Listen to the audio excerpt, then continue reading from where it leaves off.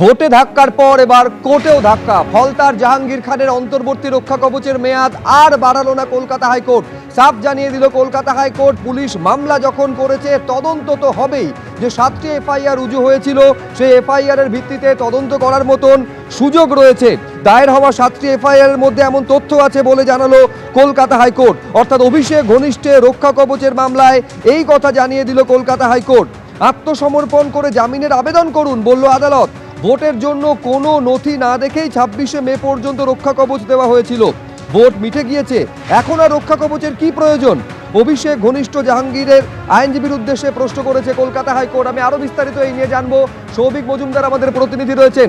তার মানে এই রক্ষা কবচের মেয়াদ যখন কলকাতা হাইকোর্ট আর বাড়ালো না, তার মানে তো এই কড়া পদক্ষেপ নেওয়ার ক্ষেত্রে জাহাঙ্গীর খানের বিরুদ্ধে আর কোনো আইনি বাধা রইল না। সৌভিক, দেখো, মূলত 5টি মামলার ক্ষেত্রে দু ধরনের মামলা হয়, অর্থাৎ 5টি অভিযোগকে ঘিরে কলকাতা হাইকোর্টে দু ধরনের মামলা হয় এবং সেই দু ধরনের মামলায় দুটি রক্ষা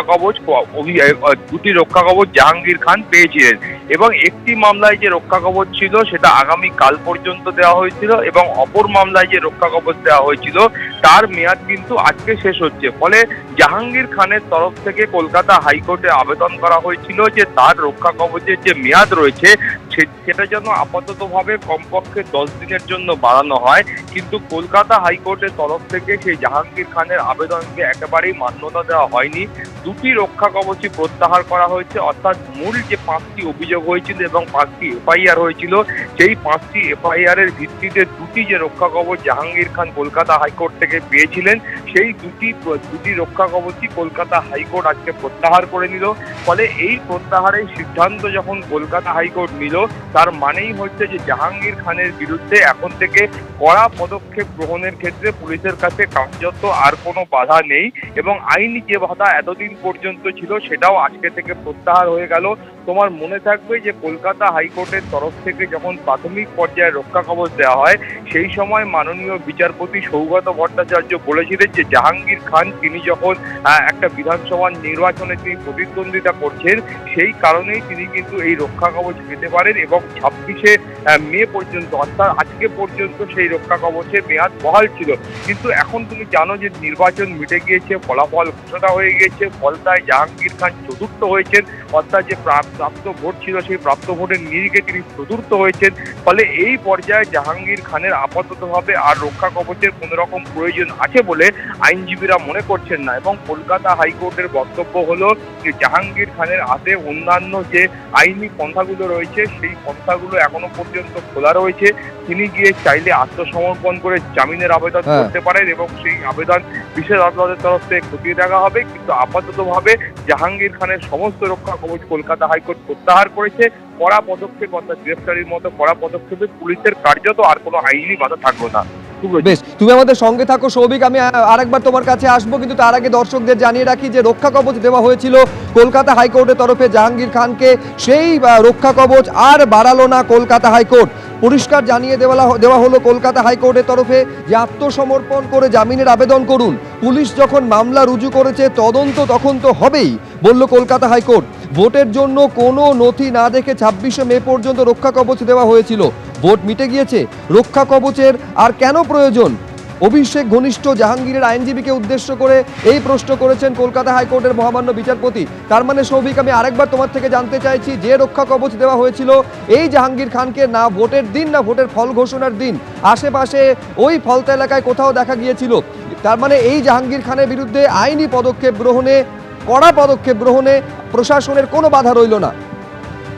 দেখো, একদমই কলকাতা হাইকোর্টের আজকে এই রক্ষা কবচ প্রত্যাহারের পরে জাহাঙ্গীর খানকে গ্রেফতারির মতো কড়া পদক্ষেপ গ্রহণের ক্ষেত্রে কোনো আইনি বাধা পুলিশের কাছে আর থাকলো না। কলকাতা হাইকোর্টের মাননীয় বিচারপতি পার্থসারথী সেনের বক্তব্য হচ্ছে যে এখনো পর্যন্ত যে 7টি এফআইআর হয়েছে, আগে 5টি হয়েছিল এবং তারপরে যে 2টি এফআইআর হয়েছে সেই এফআইআর এর ভিত্তিতে সেই এফআইআর এ এমন কিছু প্রাথমিকভাবে তারা ম্যাটেরিয়াল দেখতে পাচ্ছেন যে যেই ম্যাটেরিয়ালের ভিত্তিতে প্রাথমিকভাবে অনুসন্ধানের বা ইনভেস্টিগেশনের প্রয়োজন আছে বলে কলকাতা হাইকোর্ট মনে করছেন এবং সেই ইনভেস্টিগেশন করতে গিয়ে যা যা পদক্ষেপ নেওয়ার প্রয়োজন সেই পদক্ষেপও পুলিশের তরফ থেকে গ্রহণ করা যেতে পারে। সেই পর্যবেক্ষণও আজকে কলকাতা হাইকোর্টের তরফ থেকে করা হয়েছে। বলছে।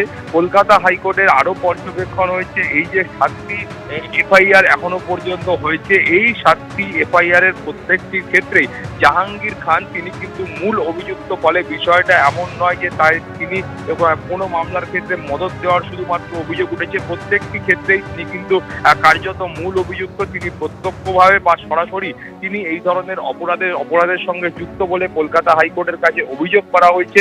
ফলে সব মিলিয়ে জাহাঙ্গীর খান যখন তিনি মূল অভিযুক্ত, তার বিরুদ্ধে কড়া পদক্ষেপ গ্রহণে কার্যত কোনো আইনি বাধা আর থাকলো না। সুব্রজিৎ, ধন্যবাদ সৌভিক। জীবনকৃষ্ণ স্মৃতি ফিরছে শান্তনু সিনহার পৈতৃক বাড়িতে। ইডির নজরে শান্তনু সিনহা বিশ্বাসের মোবাইল ফোন। শান্তনুর কান্দির প্রাসাদের পাশের পুকুরে তল্লাশি চালাতে পারে ইডি, সূত্র মারফত এমনই খবর। শুক্রবারের পর মঙ্গলবার সকাল 10টায় কান্দির বাড়িতে আসেন ইডির আধিকারিকরা। ইডির আধিকারিকদের সঙ্গে আসেন ব্যাংকের আধিকারিক। ইডির নজরে শান্তনু সিনহা বিশ্বাসের ব্যাংক অ্যাকাউন্ট এবং তার মোবাইল ফোনেরও কিন্তু খোঁজ চালানো হচ্ছে যে শান্তনু সিনহা বিশ্বাসের মোবাইল ফোনটি কোথায় রয়েছে। সরাসরি আমাদের প্রতিনিধি রানা দাস আমাদের সঙ্গে রয়েছেন। একেবারে এর আগে আমরা দেখেছিলাম বিধায়ক জীবনকৃষ্ণ সাহা যার মোবাইল ফোন একেবারে পুকুরে তিনি ছুঁড়ে ফেলে দিয়েছিলেন, এবং সেই মোবাইল খুঁজে পেতে সিবিআইকে কতটা সমস্যার মধ্যে পড়তে হয় সেটাও আমরা দেখেছিলাম। আর এবার যেটা দেখা যাচ্ছে, শান্তনু সিনহা বিশ্বাস তার মোবাইল ফোনের কোনো খোঁজ পাওয়া যাচ্ছে না এবং মনে করা হচ্ছে সম্ভবত পুকুরেই রয়েছে সেই মোবাইল ফোন।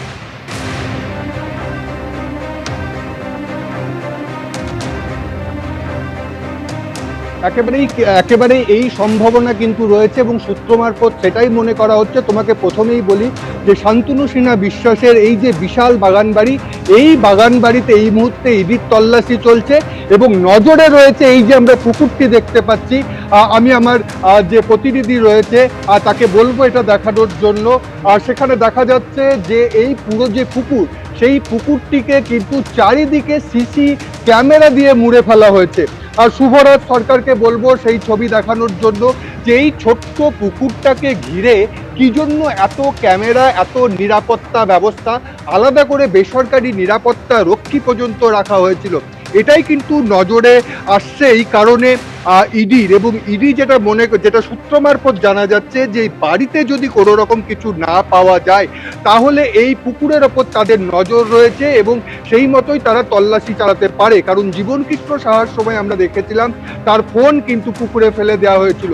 এক্ষেত্রেও শান্তনু বাবুর ফোন কিন্তু এখনো পাওয়া যায়নি এবং পুরো বাড়ি তন্ন তন্ন করে খুঁজেছে। তাহলে কি এই পুকুরের মধ্যেই রয়েছে এবং এই পুকুরের মধ্যেই কি আর সেই খাজানা থাকতে পারে যেটা খুঁজতে এসেছে, অর্থাৎ ফোন, যেটা এই মুহূর্তে সব থেকে বড় একটি জিনিস যার মধ্যে অনেক তথ্য থাকতে পারে, যেটা জীবনকৃষ্ণ সাহার ক্ষেত্রে উঠে এসেছিল।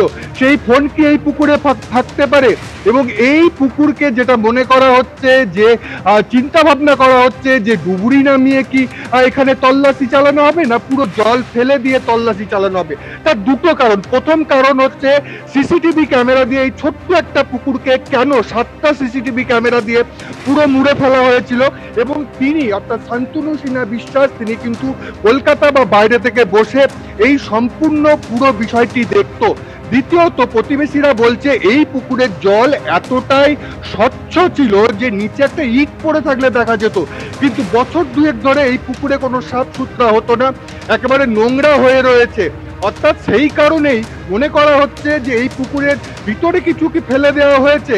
কেন এত নিরাপত্তা ব্যবস্থা? গোটা বাড়িতে নজরদারির জন্য যত সিসিটিভি ক্যামেরা নেই, শুধু এই পুকুরকে ঘিরে ততটা নিরাপত্তা ব্যবস্থা, সিসিটিভি ক্যামেরা, বেসরকারি নিরাপত্তা রক্ষী, সম্পূর্ণ সবাই এখানে ছিল, নজর রাখা হতো এই পুকুরের দিকে। এবং শান্তনু সিনহা বিশ্বাস তিনি নিজে কিন্তু মোবাইলে নজর রাখতেন এবং এখানে এসে তিনি যে মোবাইলে কথা বলতেন সেই মোবাইল কোথায় গেল, এখানে আরো অনেকজন থাকতেন, তার বোন থাকতো, সেখানে কি কোন মোবাইল ছিল সেই মোবাইলগুলো কিন্তু এখনো পর্যন্ত খুঁজে পাওয়া যায়নি। তাই এই পুকুরের দিকে, অর্থাৎ এখানেই কি রহস্যের সমস্ত কিছু লুকিয়ে রয়েছে? এই পুকুরের জলের ভেতরেই কি রহস্যের সমস্ত কিছু, অর্থাৎ এখানে খোঁজ করলেই কি রহস্যের উন্মোচন হবে? এই রকম একটা প্রশ্ন ইডির আধিকারিকদের মধ্যেও কিন্তু তাদের মধ্যে প্রশ্ন উঠেছে এবং তারা কিন্তু এই নিয়ে কথাও বলছে। তোমাকে বলে রাখি, অন্যদিকে ব্যাংক থেকে কিন্তু আধিকারিকদের যেমন আনা হয়েছে, তেমন একজন আমিনকেও আনা হয়েছে, যিনি পুরো এলাকাটা দেখছে। এই যে বিশাল বাড়ি দেখছি, বাগান বাড়ি, প্রায় 2 কোটি টাকা খরচা করে এখানে ইটালিয়ান মার্বেল দিয়ে বাড়ি আর সমস্ত ঘর থেকে শুরু করে ছাদের ওপর তা সাজানো হয়েছে, এবং সেখানে 8টি মতো এসি রয়েছে। এবং সব থেকে বড় যে এখনো পর্যন্ত এখানে যে নথি পেয়েছে, সেই নথি তারা যেমন খুঁজছে, তেমনি এখানের একটি মোবাইল ফোন, এখানে যে মনে করা হচ্ছে যে মোবাইল ফোন এখানে আলাদা করেছিল, এবং সেই মোবাইল ফোন থেকেই তিনি এখান থেকে কথা বলতেন। সেই ফোন কোথায় গেল সেটাই কিন্তু খুঁজছে, এবং সেখানেই সমীকরণ চলে আসছে জীবনকৃষ্ণ সাহার সেই সমীকরণ, যে পুকুরের মধ্যে সেই ফোন লুকানো নেই তো, আগে থেকেই লুকিয়ে রাখা হয়নি তো, সেই কারণে এই পুকুরকে কিন্তু নজরে রেখেছে ইডি। এবং তারা মনে করা হচ্ছে, সূত্র মারফত যেটা জানতে পারছি, যে প্রয়োজনে তারা পুকুরেও তল্লাশি চালাতে পারে। রানা, তুমি আমাদের সঙ্গে থাকো। এর আগে আপনারা জানেন গত 22 তারিখ ইডির আধিকারিকরা তারা কিন্তু এই শান্তনু সিনহা বিশ্বাসের কান্দির বাড়িতে পৌঁছে যান। প্রথমে তালা ভাঙা হয় এবং তারপরে দরজায় লাথি মেরে ঢোকেন ইডির আধিকারিকরা।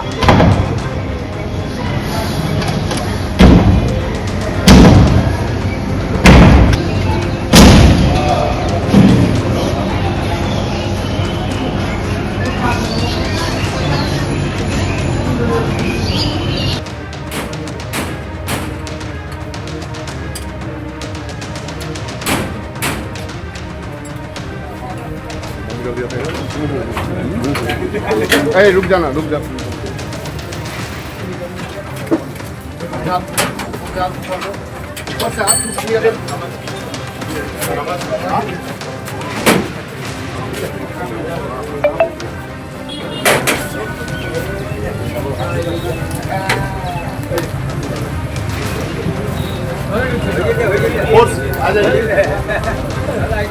বাইশ তারিখের ছবি আপনারা দেখছেন, যে একদিকে দরজার তালা ভাঙা হয় এবং তারপরে দরজায় লাথি মেরে বাড়ির ভেতরে ঢোকেন ইডির আধিকারিকরা, এবং তারা সেখানে গিয়ে একেবারে রাজপ্রাসাদের ছবি দেখে চমকে যান, যেখানে 3 বছর আগেও ভগ্নস্তূপে পরিণত ছিল এই জায়গা। 3 বছর পরে কিভাবে এই রাজপ্রাসাদে পরিণত হলো এই জায়গা, সেই প্রশ্নেরই তারা উত্তর খুঁজছেন।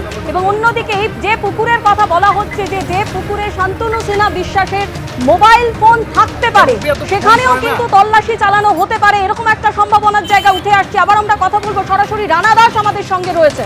রানা, এর আগে থেকেই আমরা দেখেছি যে ইডির আধিকারিকরা এর আগে যেদিন শান্তনু সিনহা বিশ্বাসের একেবারেই রাজপ্রাসাদে পৌঁছে যান, তারাও দেখেছিলেন যে এই পুকুরের আশেপাশে একেবারে সিসি ক্যামেরায় মুড়ে ফেলা হয়েছিল। তাহলে এই পুকুরে কি রহস্য লুকিয়ে রয়েছে?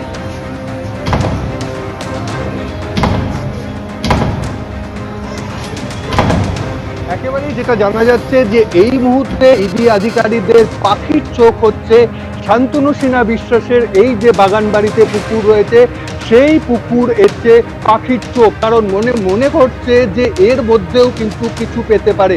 কারণ গত শুক্রবারেও দেখেছিলাম বাড়িতে তল্লাশি চালানো হয়েছে, ইডি আধিকারিকরা আজও তল্লাশি চালাচ্ছে, কিন্তু সেইভাবে কিছু উদ্ধার এখনো পর্যন্ত হয়নি। অর্থাৎ তার যে মোবাইল ফোন, সেগুলো কিন্তু উদ্ধার হয়নি। তাই এই পুকুরের দিকে নজর দিয়েছে তারা। এবং কেন নজর দিয়েছে তারও বেশ কিছু কারণ রয়েছে।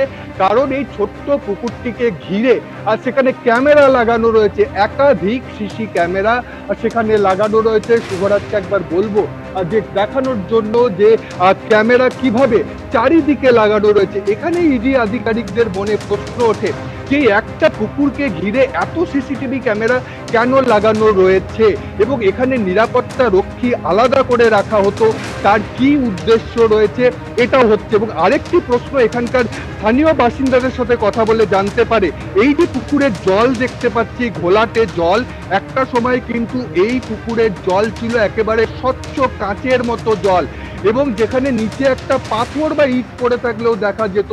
কিন্তু 2 বছর ধরে কচুরি পানা তা একেবারে ভর্তি হয়েছে, ঘোলাটে জল রয়েছে।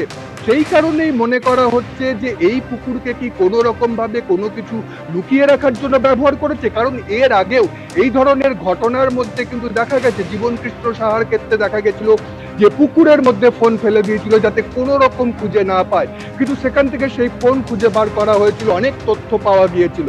এখানেও সেই শান্তনু সিনহা বিশ্বাসের ফোন কি এখানেই রয়েছে? ফোন ছাড়াও অন্য কোনো তথ্য, কোনো বাড়ির দলিল বা কোনো ডকুমেন্ট, সেগুলোকে প্লাস্টিকে মুড়িয়ে সেগুলোকে পুকুরে ফেলে রাখা হয়েছে। এই সমস্ত প্রশ্ন উঠছে, কারণ যেভাবে সিসি ক্যামেরা দিয়ে এই পুরো পুকুরটাকে সেখানে একেবারে একাধিক প্রশ্ন ইতিমধ্যেই উঠতে শুরু করেছে। একেবারে ভগ্নস্তূপ থেকে রাজপ্রাসাদে পরিণত হওয়া কিভাবে সম্ভব হলো, এবং এই শান্তনু সিনহা বিশ্বাসের অর্থের উৎস কি, এবং এই পুকুরেই বা পুকুরের আশেপাশে কেনই বা তিনি সিসি ক্যামেরা লাগিয়েছিলেন। সেক্ষেত্রে যে সম্ভাবনার বিষয় উঠে আসছে যে এই পুকুরেও তল্লাশি চালানো হতে পারে। আপাতত তোমায় ধন্যবাদ রানা।